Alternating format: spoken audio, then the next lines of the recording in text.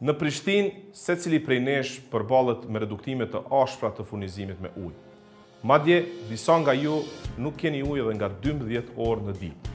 Arsyetimet janë të shumta, nga rreshjet e pakta tek përzierja e kompetencave e deri tek sasia e ujit në përliçen. Por, e vërteta është se Prishtina ka ujë, 24 orë në ditë për çdo banor të saj.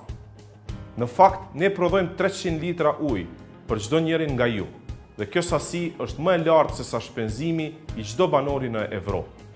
Por, nga ujësjellsi deri tek shtëpia juaj, më shumë se gjysma e ujit, saktësisht 53% humbet në rrjedhje të gypave dhe probleme të tjera teknike. Këto probleme duhet të vlerësohen dhe të sanohen. Brenda 6 muajve bëhet vlerësimi teknik. Brenda 12 muajve bëhet plani i investimeve. Dhe brenda 24 muajve, Prishtina ka ujë 24 orë në ditë. Uji është e drejtë, jo privilegj. Kur ka përkushtim, ekip dhe plan, zgjidhja është e lehtë. Për plane tjera të vetëvendosjes, vizito përprishtinën.com. Voto 61. Shpend Ahmeti për një kryetar të mirë.